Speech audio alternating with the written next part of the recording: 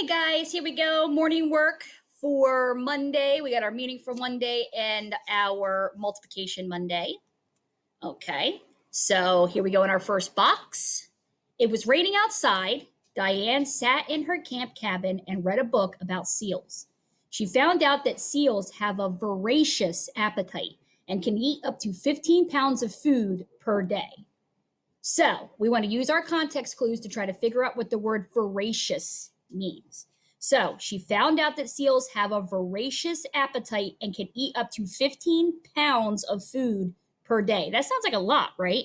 And if it has to do with eating, if we take a look down there at those synonyms, words that would mean the same thing, I hope you picked A, hungry, because when you are voracious, or you have a voracious appetite, it means that you're really hungry. All right, next box. The girls heard a noise coming from outside the cabin. Hannah walked carefully to the window and peeked out. Shh, she whispered. I think someone is out there. Which word could replace the underlined word to help the reader create a mental picture? Okay, so we know that they're in a cabin. They hear something outside. She walks over to the window and peeks out, but she's trying to do this quietly and carefully so that whatever was making the noise outside, she doesn't scare it off, or, she wants to see what it is. So if we go down here, trotted, I don't picture her trotting over to the window. Okay. Strolled, I really don't see her strolling over to the window. And saunter, that's kind of the same thing, kind of like where you walk in a dramatic fashion.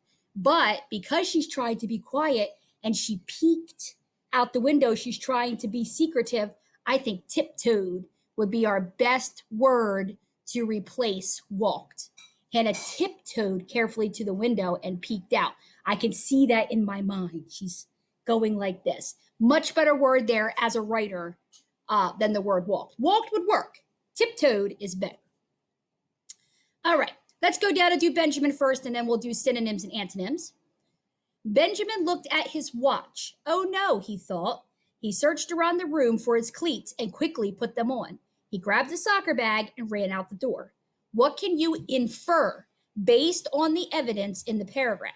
Okay, so remember, when we infer, we're taking all the information that the writer gave us, and we can find something that's true about the story that the author didn't tell us, but because of all those clues the author put in there, we can infer or conclude that, this is what's going on.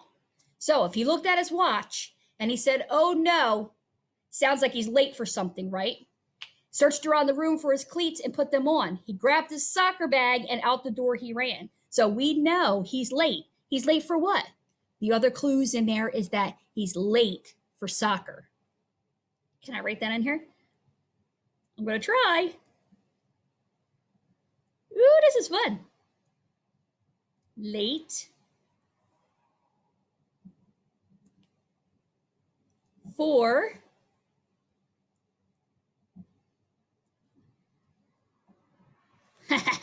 soccer. I'm about to write that down here. It's not as easy as it appears. Trying to do this with my mouse pad. All right. And synonyms and antonyms. We do this every meaningful Monday. We're looking for, are these words, the synonyms are same, or are they antonyms opposites? So let's take a look at number one, aid and assist.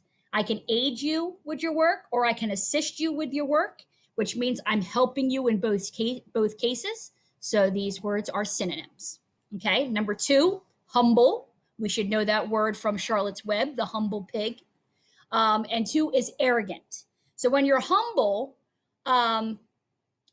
you're not egotistical. You don't sit there and say that you're the best, or, and all this stuff. You are who you are. You always try to do the right thing, but you don't want to be recognized for it. Okay. When you're arrogant, it's the opposite. You're egotistical. You want everybody to think that you're the best. You're the best at this and the best at that, and nobody can beat you. That's being arrogant.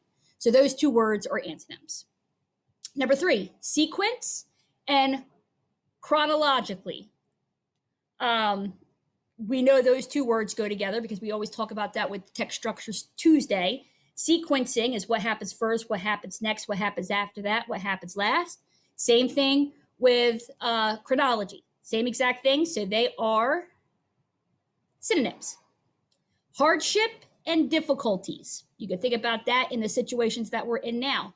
Right now, we are experiencing hardships. Right now, we are experiencing difficulties. They have the same meaning. We're going through some stuff right now that is challenging and difficult to deal with. And number 5, envy and jealousy. When you're jealous, um, you see something that somebody has or something that somebody can do, and you wish that you could do that too. Um, it's not a bad feeling to have, but you can't let jealousy overtake you in a bad way. Okay. Envy is the same exact thing. So envy and jealousy are synonyms. Okay. Take this off.